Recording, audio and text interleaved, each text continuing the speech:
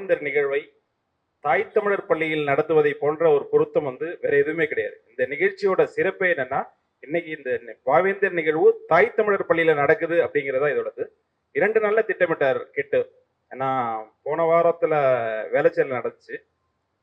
இந்த இது உடனே அடுத்தது மாநாடுன்னு எல்லாரும் யோசிக்கும்போது உடனே நடத்திடும் தோழர் அப்படின்ட்டு இருந்தாரு. சரி நடத்துங்கும் போது ஒரு சிறப்பான ஒரு இடத்தை தேர்ந்தெடுத்தார். இதுக்கு செய்தி தெரிவித்த தோழர் சிவ செந்தமிழ்வாணன் தோழர் அவர்களுக்கும் நன்றியை தெரிவித்துக் கொள்கிறேன். கலை இலக்கிய பேரவை சார்பாக. பாவேந்தர் குறித்து தலைப்பெல்லாம் கொடுத்திருக்காரு நேற்று. திடீர்னு நேற்று சொல்லி இன்னைக்கு தலைப்பெல்லாம் கொடுத்திருக்காரு. நான் பாவேந்தர் பாடல்கள் பாடும்போது என்னன்னா, பாடல்களை பார்க்கும்போது ஒரே ஒரு 4 வரி, இன்றைக்கு அவர் வாழ்ந்த காலம் வேறு, அதுக்கு பிறகு நம்ம ஒரு 30-40 வருஷம் 50 வருஷம் கழிச்சுன்னு பார்க்கும்போது இன்றைக்கு தமிழ்நாடு என்ன பண்ணணும் அப்படின்னு ஒரு இலக்கணத்தை, ஒரு சூத்திரம் போல ஒரு 4 வரிகள், அந்த வரியிலே இருந்தே நான் அந்த வரிக்குள்ளேயே பேசினா போதும் நான் நினைக்கிறேன். சாதி ஒழித்தல், சாதி ஒழித்திடல் ஒன்று, நல்ல தமிழ் வளர்த்தல் மற்றொன்று. ஒரு பாதியை நாடு மறந்தால் மற்ற பாதி துலங்குவதில்லை. அவ்வளவுதான். இன்னைக்கு தமிழ்நாட்டை பிடித்திருக்கக்கூடிய மிகப்பெரிய நோய், நாள்பட்ட நோய். தமிழர்கள் நாம் என்று ஒரு ஃபீலிங் சொல்லுவோம்ல, நாம் என்று ஒருங்கிணைவதை தடுப்பதில், பெரிய சீர்குலைப்பதில் ஒரு பெரிய பங்கு வகிக்கக்கூடியதுங்கிறது இந்த சாதி தான். அந்த சாதியை தொடர்ச்சியாக அவர் சாடுகிறார். அவர் வாழ்ந்த காலத்துல தன்னோட சொந்த பொண்ணு சாதி மறுப்பு திருமணம் பண்ணிக்கிட்டு போன பொண்ணை ஒரு நெளிவு சுழிவா பேசி வீட்டுல கொண்டாந்து ஒரு கர்ப்பிணி பெண்ணை, நிறை மாத கர்ப்பிணிய அம்மாவுமே சேர்ந்து கொள்ற சூழல்ல பாவேந்தர் வாழல. அப்படி இருக்கும்போது எழுதுறாரு அவரு. சாதி ஒழித்தல்ன்றது முதல் இதாவே அதை எழுதுறாரு. அதே போல பள்ளிக்கூடங்கள்ல, அதாவது தொடக்க பள்ளியில கூட என்னன்னா, சாதி கயிறு கட்டுற பழக்கங்கிறது இன்னைக்கு எல்லா இடத்துலயும் இருக்குன்னு தினசரி ஏதாவது அதை ஒட்டியே சண்டை வருது. அந்த கயிறு ஒட்டியே பல சண்டைகள் வருது. இப்ப சாதி ஒழிந்ததாவோ இல்ல மேம்பட்டதாவோ கல்வி வளர்ந்ததாவோ சொல்ற இந்த ஒரு இத்தனை ஆண்டுகளுக்கு பிறகு தமிழ்நாடு இப்படி இருக்கு, இதை ஒட்டி பிரச்சனை வருது.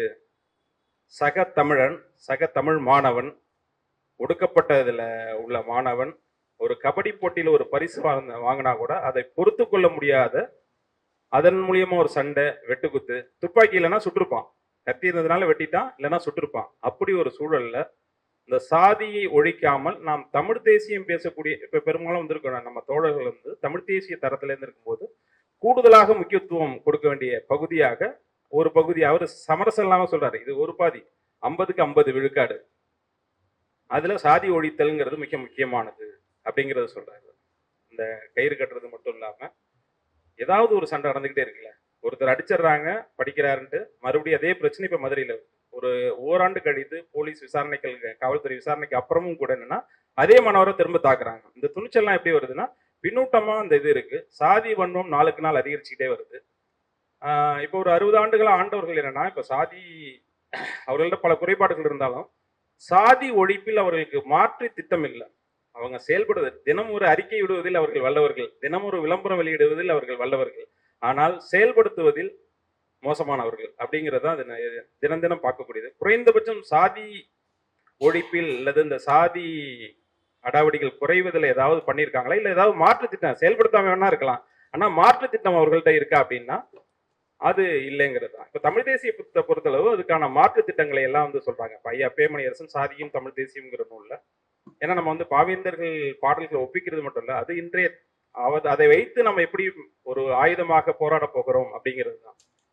இதுக்கான மாற்றுகள் என்ன அப்படின்னா, சாதிங்கிறது இறுதிக்கும் இறுதியா ஒரு மன அழுக்கு, அவன் மனசுலையும் கிடக்கு.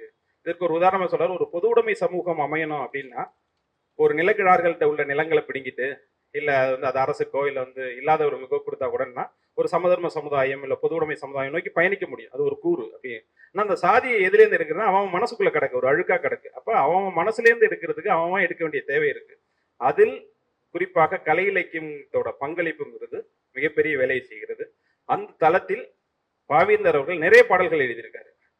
தொடர்ச்சியாக நிறைய பாடல்கள் குறிப்பிட்டாரு. அதை சில இதை மாத்திரம் அந்த சாதி இதுல மட்டும் நான் சொல்றேன்.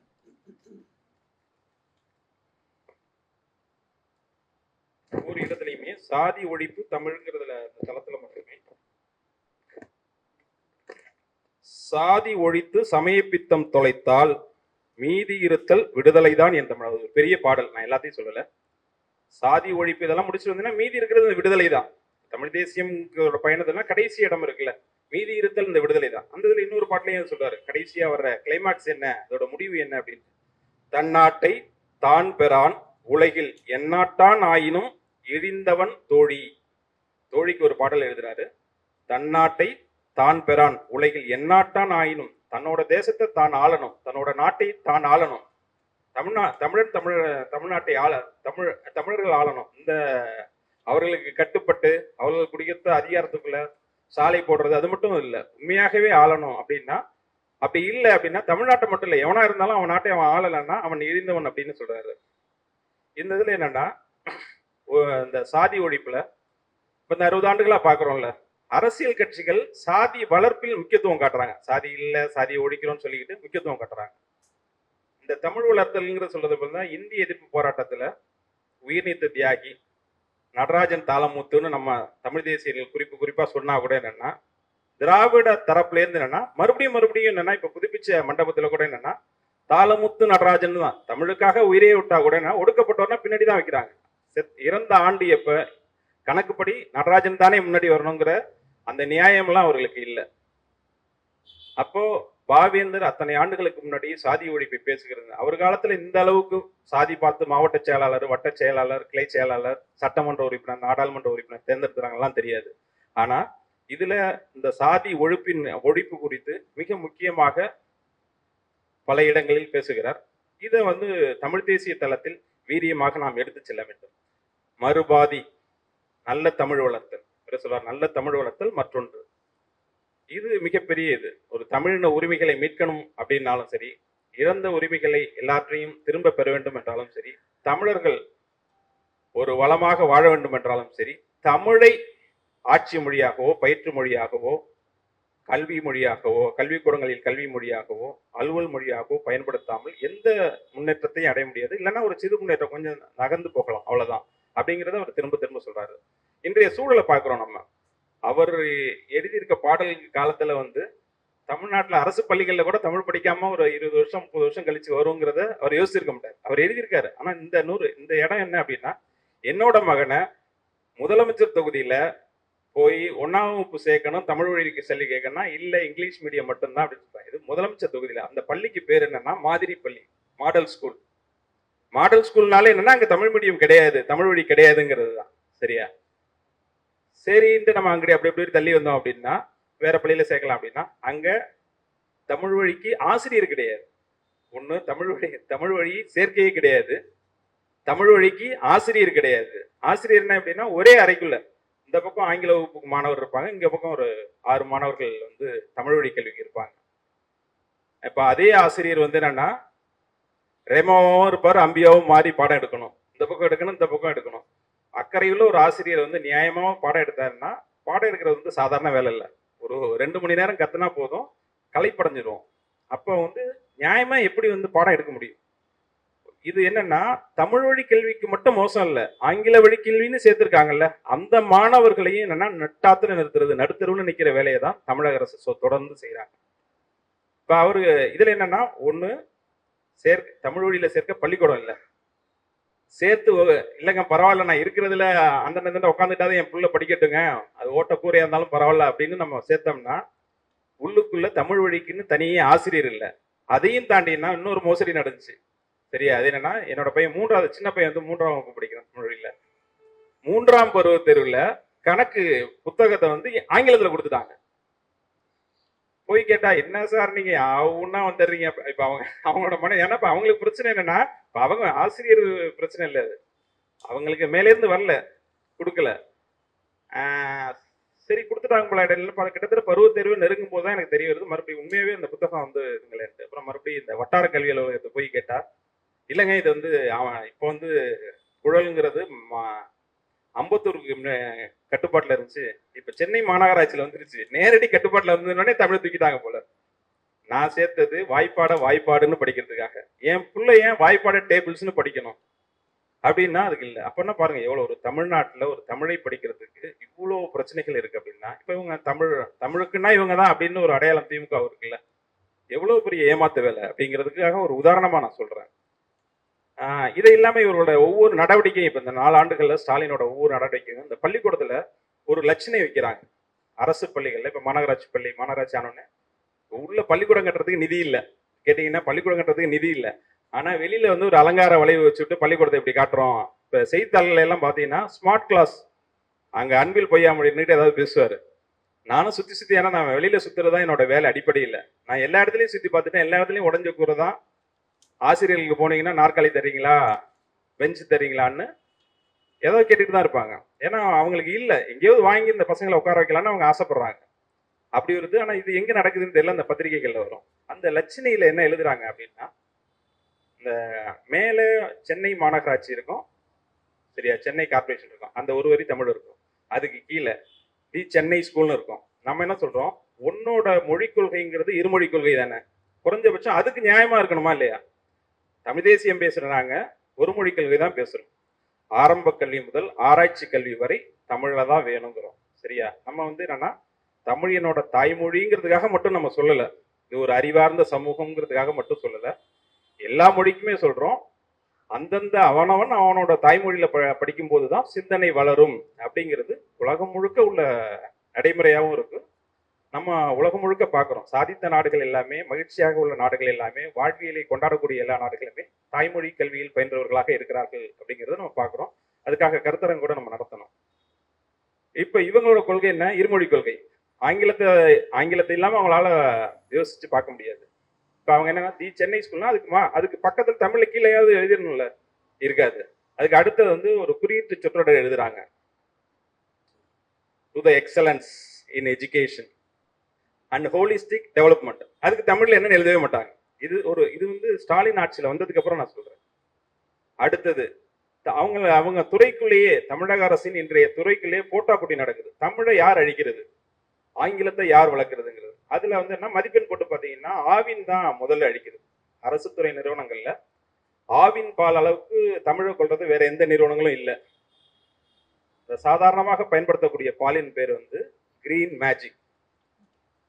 ஆங்கிலத்துல கிரீன் மேஜிக் இருக்காது, தமிழ் வார்த்தை இல்லைங்கிறது பேரு. இன்னொன்னு அதை எப்படி எழுதுறாங்கன்னா கீழே மேஜிக் அப்படி போட்டுதான் எழுதுறாங்க. அடுத்தது கொழுப்பு நிறைந்த பாலுக்கு பிரீமியம், ஆங்கிலத்துல பிஆர்இஎம் சரியா எழுதிடுறாங்க. கீழே பிரீமியம். நீல கலர் பாலுக்கு பேர் வந்து டிலைட். இது நேரடியா இந்த பேருக்கெல்லாம் இருக்கா. இதுக்கு பின்னாடி அதுல மதிப்பு கூட்டப்பட்ட பொருட்கள் இருக்கு, அதுல வந்து நிறைய கொண்டு வந்திருக்காங்க. சரி, அது ஆவின் நிறுவனம் வளர்ச்சி அடையணுங்கிறதுல யாருக்கும் மாற்றுக்கிறது கிடையாது. சரியா? ஆனா தமிழை கொள்றதுக்கு இப்ப ஆவின் நிறுவனத்துல நல்ல தமிழ் பெயர் வைக்கிறதுக்கு ஆளுநர் கையெழுத்து தேவையில்லை, எதிர்கட்சி எல்லாம் கை தூக்கி மசோதா போட வேண்டியது இல்லை, குடியரசுத் தலைவர் ஒப்புதல் தேவையில்லை. இப்ப பாத்தீங்கன்னா இந்த தேர்தல் நெருங்க ஒவ்வொரு கல்யாண மண்டபத்திலையும் சரி, உங்கள் பிள்ளைகளுக்கு தாய்மொழியில் பெயர் சூட்டுங்கள், தமிழில் பெயர் சூட்டுங்கள், வணிக நிறுவனங்களுக்கு பெயர் வைங்க, தமிழ் தேசியம் குரல் கிளம்ப என்னன்னா இவங்க ஒரு நான் என்ன சொல்றேன், ஒரு முன்மாதிரியா உங்க குடும்பத்துல வைக்க முடியாது, ஒத்துக்க மாட்டாங்க வீட்டுல அப்படின்னு வச்சுங்களேன். குறைஞ்சபட்சம் உங்க கட்டுப்பாட்டுல இருக்கக்கூடிய நிறுவனங்களுக்கு ஆவின்ல உள்ள பெயர்களுக்கு பேர் தமிழ்ல மாற்றினா என்ன? சரியா? அந்த அளவுக்கு மிகப்பெரிய மோசமான இருக்க இடம் வந்து ஆவின் நிறுவனம். மதிப்பு ஊட்டப்பட்ட பெயர்களுக்கு வந்து என்னன்னா ஆங்கிலத்திலேயே கூட என்ன சில இதுல இந்த தமிங்கிலமா எழுதுவாங்கல்ல, அது கூட இல்லை. அதுல இந்த மோர் போடுறாங்க, நிறைய பொருட்கள் அதுல போடுறாங்க, மிட்டாய் போடுறாங்க, எதுக்குமே தமிழ் இல்லை. தமிங்கிலம் கூட இல்லை சிலதுல. நம்ம தமிங்கிலம் கூடாதுங்கிறோம், இதுல மொழி கிளப்பு கூடாதுங்கிறோம். ஆனா ஒரு கட்டத்துல அதுலயாவது எழுதுங்கடாங்கிற அளவுக்கு போயிருச்சு. அடுத்தது பாத்தீங்கன்னா இதுக்கு அடுத்து சரி ஆவின் அதிகமா தமிழை கொள்றாங்க, இதுக்கு அடுத்தது யார் வர்றா? 2வது மதிப்பெண் யாருக்கு அப்படின்னா சென்னை போக்குவரத்து துறைக்கு. சரியா? இந்த எப்படி பள்ளியில லட்சணை வந்து சென்னை ஸ்கூல்னா அது மாதிரி தமிழ்நாடு காவல்துறைக்கு, இதுல காவல்னு ஒரு இடத்துல மொத்தம் சில இடத்துல எழுதியிருக்கான், இது இல்லை. அதுக்கான லட்சணை, அதுக்கான குறியீட்டு சொற்றொடர்லாம் இருக்குல்ல, அது முழுக்க ஆங்கிலம் தான். இப்ப புதுசா இவங்க ஆட்சிக்கு வந்ததுக்கு பிறகு அவங்க வந்து தமிழ் வளர்த்தலாம் இல்லை, அதிமுக ஒன்றும் தமிழ் வளர்த்தலாம் இல்லை, இவங்க தமிழ்னு சொல்லிட்டு இப்படி பண்றாங்கிறதா. அது அடுத்தது என்னன்னா சென்னை மாநகர காவல்துறை வந்து என்னன்னா ஒரு 5 மாசம் 6 மாசத்துக்கு முன்னாடி ஒரு விழிப்புணர்வு பண்றாங்க. நீங்க எல்லாம் பெரும்பாலும் பார்த்திருப்பீங்க, யாருக்கும் தெரியாது. ஏன்னா நான் அதுக்கு கட்டுரை எழுதுனால எனக்கு தெரியும். அதுக்காக என்னடா அது என்னமோ பண்ணியிருக்காங்களே அப்படின்னு பார்க்கும்போது ஒரு சுழியம் போட்டிருக்காங்க. 0 இஸ் குட். எல்லா இடத்துலையும் நீங்க கிட்டத்தட்ட அதுக்கு ஒரு கோடிக்கணக்கில் செலவு பண்ணியிருக்காங்க. எல்லா வளைவுகள்லையும், எல்லா நெடுஞ்சாலைகள்லையும், சென்னையோட எல்லா பகுதியிலையும் 0 இஸ் குட் அப்படின்னு மட்டும் போட்டு வச்சுட்டாங்க. ஒரு வித்தியாசமான விளம்பரம் இருக்கும்போது என்னன்னு தேடுவாங்கல்ல. ஒரு 4 நாள் கழிச்சு அடுத்தது அவங்க போடுறாங்க. அதுக்கு கீழே 0 ஆக்சிடென்ட் இஸ் மை ரெஸ்பான்சிபிலிட்டி. இது பண்றது என்ன இதுல பெரிய மோசம் என்னன்னா, பண்றதுக்கு பேரு விழிப்புணர்வு. விழிப்புணர்வுங்கிறது அவன் தாய்மொழியில இருக்கணும். சரியா? அவன் தாய்மொழியில உண்மையாவே விபத்தை குறைக்கணும் அப்படின்னா, அக்கறை உள்ளவன் என்ன பண்ணுவான், அவன் தாய்மொழியில போட்டினா மட்டும்தான் தெரியும். ஏற்கனவே விபத்தில்லா சென்னைன்னு ஒண்ணு இருக்கு. சரியா? ஆனா இவங்க ஏதோ புதுசா பண்றது முழுக்க ஒரு வார்த்தை கிடையாது. அதுக்கு ஒரு 3 மாசத்துக்கு முன்னாடி இதே திமுக ஆட்சியில தான் ஒரு விழிப்புணர்வு, இதுவுமே போக்குவரத்து சார்ந்த விழிப்புணர்வு. கல்லூரி மாணவர்கள்லாம் அந்த பதாகையை பிடிச்சிட்டு அங்கங்க நிக்கிறாங்க. Aunty hanging campaign. ஹாங்கிங்னா தெரியுதா உங்களுக்கு? இது புது வார்த்தை. சில இது தெரியும், இது புது வார்த்தை. என்னடா இது ஏதோ ஒன்று போட்டிருக்காங்களே அப்படின்ட்டு போய் நம்ம பார்த்தோம்னா, ஒளி மாசு ஏற்படுத்தாது. சும்மா போட்டு இந்த ஒளி எழுப்புறது, ஹாரன் அடிக்கிறதுங்கிறது என்னன்னா, முதியவர்களுக்கு, சின்ன பிள்ளைங்களுக்கு, நோயாளிகளை பாதிக்கும். ஒளி மாசு ஏற்கனவே அதிகமா சென்னையில இருக்கு. இப்போ ஒளி மாசை குறைக்கணுங்கிறது தான் இதோட நோக்கம்.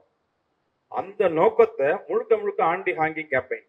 அவ்வளவுதான். இதுல உண்மையாவே அது ஒருத்தன் கூட புரிஞ்சிருக்கு. ஆங்கிலம் தெரிந்தவர்கள், இது புழக்கத்துல இல்லாத வார்த்தை தானே இதெல்லாம்.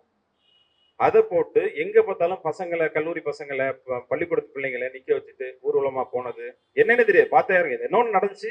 இது என்னன்னா, இந்த விபத்துல அந்த நான் சொல்லல, அந்த 0 ஆக்சிடென்ட் அந்த வாரத்துல விபத்து அந்த வாரத்துல அந்த இது யாருக்குமே புரியல. அது வேற விஷயம். அந்த இதுக்கு என்ன பரிசு கொடுக்குறாங்க அந்த ஆய்வாளருக்கு, அந்த பகுதி ஆய்வாளருக்கு. இந்த வாரத்துல இந்த பகுதியில இந்த கேம்பெயின் நடக்கும்போது, இந்த விழிப்புணர்வு நடக்கும்போது இங்க எதான் விபத்து நடக்கல அப்படின்னா அவருக்கு 1 லட்ச ரூபாய் பரிசு, 10,000 ரூபாய் பரிசு. சரியா? இங்க எதை கேட்டாலும் நிதி இல்லை. நான் என்ன சொல்றேன், பண்ற விழிப்புணர்வை சரியா பண்ணு. கொள்கை இருமொழி கொள்கை தானே, குறைஞ்சபட்சம் அதுக்கு நியாயமா இருக்கணுமா இல்லையா அப்படிங்கிறத நம்ம கொள்கை. அதனால என்னன்னா, தொடர்ச்சியா அவங்க பிரச்சாரம் ஒண்ணு பண்ணிட்டே இருப்பாங்க. நாங்க தமிழுக்கானவர்கள், தமிழுக்கானவர். அன்னை தமிழில் அர்ச்சனை, ஆனால் அழைத்தால் மட்டும், அதை சொல்ல மாட்டாங்க. சரி, அழைத்தாலும் உண்டாண்டு நம்ம மணிரசனை ஒரு 4-5 கோயிலுக்கு போயிருந்தா அழைத்தாலும் எடுக்கிறது இல்லை. எடுத்து அவர் சொல்றாரு, ஐயா யாராவது அழைச்சி கூப்பிட்டு எனக்கு காசு, அவர் புலம்புறாரு. இப்ப அவருக்கே நம்ம யாராவது 10 பேர் போய் ஏதாவது பிரச்சனை பண்ணாதான் உண்டு. ஐயா என் பேர் போட்டிருக்காங்க, என் எண்ணு போட்டிருக்காங்களே ஒழிய எனக்கு யாருமே அழைக்கிறது இல்லை. அதனால நான் வேற வேலைக்கே போயிட்டாரு. அவர் நம்ம அழைச்சதுல பாதி பேரு அவங்க வேற வேலைக்கே போயிட்டாரு. சரியா? இவர்களோட தமிழ் வளர்த்தல்ங்கிறது அப்படிதான். தமிழ் ஒழித்தல்ங்கிறதா இவர்களுடைய கொள்கையாக இருக்கிறது. ஆங்கிலத்தை வளர்த்தல், இயல்பாகவே அவங்க ஆங்கிலத்தை வளர்த்தல் அப்படிங்கிறதுல போயிட்டாங்க. அப்ப தமிழ் தேசியம் பேசுறவர்கள் கூடுதலாக இந்த தமிழ் வளர்த்தல்ல நம்ம ஒரு மும்மரமான பெரிய பெரிய வேலைகளை, ஏன்னா ஒரு பெரிய அழிவில் விளிம்பில் நின்றுகிட்டு இருக்கோம். இப்ப நம்ம சொல்றோம்ல, குடமுழுக்கு தமிழில் பண்றதுக்கு எவ்வளவு பிரச்சனைங்கிறீங்க. ஒவ்வொரு தடவையும் சேகர்பாபு பார்த்து, இப்ப இந்த வடபழனி கோயிலுக்கு கூட என்னன்னா, சேகர்பாபு ஐயா கிவி வெங்கட்ராமன் பாருங்க கூட நானும் போனேன். 2000 ரூபாய் இந்த மனு வாங்கினாரு, போட்டாரு.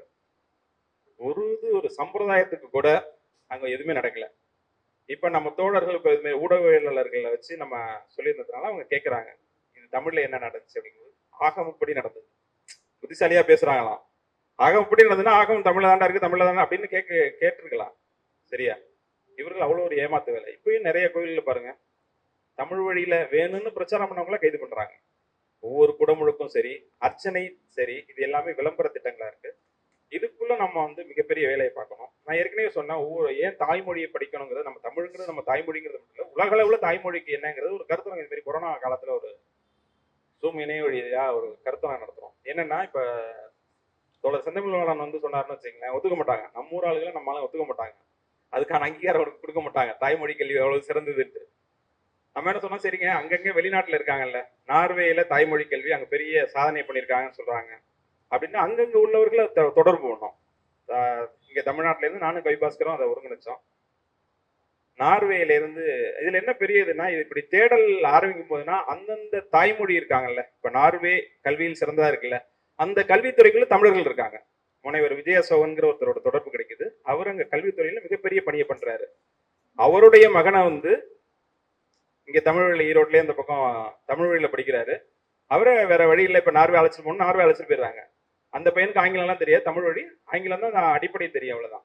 நார்வேல ஆங்கிலம் ஒன்றும் மொழி இல்லை, நார்வேஜியன் மொழி தான். இவர் போன உடனே அந்த பையனுக்கு என்ன பண்றாங்க, தமிழ் சொல்லிக் கொடுக்க ஒரு ஆசிரியர், நார்வேஜியன் மொழி சொல்லிக் கொடுக்க ஒரு ஆசிரியர், அப்புறம் அவர் மற்ற மாணவர்களோட இருப்பார். ஏன் அப்படி பண்றாங்கன்னு நார்வேல கேட்டா அவங்க என்ன சொல்றாங்க, ஒருவன் அவனோட சொந்த தாய்மொழியில படிக்கும் போது ஆர்வத்தோட படிப்பான், எளிமையா புரிஞ்சுக்குவான். அதனால என்ன ஆகும்னா என்னோட மொழியை எளிமையா கத்துக்குவான். அவன் அந்த மொழியின் மூலியமா எல்லா அடிப்படையையும் கத்துக்கும் போது அவன் சிறந்த சேவையை நாட்டுக்கு ஆற்றுவான். அதனாலதான் நாங்க இவ்வளவு ஏற்பாடு பண்றோம். அவங்க என்ன சொல்றாங்க, நிதி நிறைய செலவு பண்றது மட்டும் இல்ல, ஆண்டுக்காண்டு இதை எப்படி மேம்படுத்தலாம்னு. இப்ப நார்வே ஆகட்டும், பின்லாந்து ஆகட்டும், பின்னிஷ் மொழியில அடிப்படையாக கொண்ட பின்லாந்து ஆகட்டும், மாண்டரின் சீனா ஆகட்டும், ஜெர்மன் ஆகட்டும், இவங்க எல்லாருமே என்ன சொல்றாங்கன்னா, எதிலும் குறிப்பா வந்து இந்த நார்வே, பின்லாந்து இதுமாரி நாடுகள் என்ன சொல்றாங்க அப்படின்னா, ஒரு கடந்த ஒரு 5-6 வருடங்களுக்குள்ள நம்ம அந்த நிகழ்வு நடந்ததுல இருந்து ஒரு 5-6 வருடங்களுக்குள்ள கிட்டத்தட்ட 120 விருதுகள். 120 விருதுகள்னா என்னன்னா, பெரிய பெரிய ஆய்வுகள்லாம் நடக்குது இல்ல, அதுல இருந்து நோபல் பரிசு பெற்றவர்கள், படைப்பிலக்கியத்துக்காக புக்கர் பெற்றவர்கள், திரைப்படங்களுக்காக ஆஸ்கார் வென்றவர்கள், இவர்கள் எல்லாமே ஏதோ ஒரு வகையில் இந்த நார்வே கூட தொடர்புல இருக்காங்க. ஒண்ணு அந்த ஆய்வு அங்க நடந்திருக்கு, அறிவியல் ஆய்வு அங்க நடந்திருக்கு, அந்த கண்டுபிடிப்பு அங்க கண்டுபிடிக்கப்பட்டிருக்கு, இல்ல அந்த மாணவர் அங்க படிச்சிருக்காரு, ஏதோ ஒரு வகையில அத்தனை விருதுகள். சரி, நம்ம ஊர்ல 8 கோடி பேர், இப்ப நார்வே, பின்லாந்து இதெல்லாம் பாத்தீங்கன்னா சென்னை மக்கள் தொகையில பாதி தான். அவர்கள் இவ்வளவு பெரிய விருதுகளை எல்லாம், உலகின் மிகச்சிறந்த விருதுகளை எல்லாம் வாங்கும்போது தமிழ்நாடு எப்படி இருக்க 8 கோடினா, இல்ல இவங்களை கேட்டா என்ன சொல்லுவாங்க, பசங்க வந்து ஆங்கிலம் படிச்சதுனாலதான் எங்கேயோ வேலை பார்க்கறாங்க, 2 லட்ச ரூபா 1 லட்ச ரூபாயில வேலை பார்த்தா போதும், இவங்களுக்கு அதுதான் சாதனை. ஏன் நம்ம இதுல 8 கோடி பேர் வந்து ஒரு புதிய கண்டுபிடிப்பு, உலகத்துக்கு ஒரு புதிய கண்டுபிடிப்புகள் வரல? ஏன் வந்து மாணவர்களால வந்து ஒரு சுயமா சிந்திக்க முடியல? இல்லையே ஒரு புதிய தத்துவத்தை நோக்கி ஏன் நம்ம பயணிக்கல? ஒரு வாழ்வை அச்சமில்லாமல் ஏன் எதிர்கொள்ள முடியல அப்படின்னா, தாய்மொழி கல்வி இல்லாமைதான். சரியா? இந்த குடமுழுக்கு, தமிழ் லட்சணை எல்லாம் இருக்குல்ல, இதெல்லாம் அப்பயே பாவேந்தர் எழுதியிருக்காரு. சரியா? என்ன எழுதியிருக்காருன்னா, சொற்கோவின் நற்போற்றி திரு அகவல் செந்தமிழில் இருக்கும் போது கற்கோவின் உட்புறத்தில் கால் வைத்தது எவ்வாறு சகசரநாமம். சொற்கோவின் நற்போற்றி திரு அகவல் செந்தமிழில் இருக்கும் போது கற்கோயில் உட்புறத்தில் கால் வைத்தது எவ்வாறு சகசரநாமம். சரியா? கேட்கிற இவ்வளவு சிறப்பான ஒரு செவ்வியலோட வந்து ஒரு மொழி இருக்கு, நம்மகிட்ட அகவல் இருக்கு, இல்லைன்னா பரவாயில்ல நீங்க இருந்து எடுத்துட்டு வரலாம், இதெல்லாம் இருக்கும்போது எப்பறம் சகசரநாமம் உள்ள வந்துச்சு அப்படின்னு கேட்கிறாரு. அதே போல என்னன்னா, நம்ம தமிழ் தேசியம் பேசுவோம், பொதுவாக இதுல எல்லா தேசியம் பேசுறவங்களுக்கு இதுல எதுவும் மாற்றுகள் இல்லை. இந்தியா நம்மளை சுரண்டுது, எல்லா உரிமையும் அவன் வாங்கி வச்சிருக்கான், இங்க ஒரு உரிமையும் கிடையாது, கண்காணி வேலை மட்டும்தான் இங்க பார்க்கலாம் அப்படிங்கிற இது இருக்குல்ல. இப்ப பாவேந்தர் இந்த பாடலை எழுதும் போது கல்வி உரிமை தமிழ்நாட்டில் தான் இருந்துச்சு. சரியா? இந்த நீட் எல்லாம் இல்ல, இவ்வளவு உரிமைகள் பறிக்கப்படல. ஆனா அவர் என்ன எழுதுறாரு பாருங்க,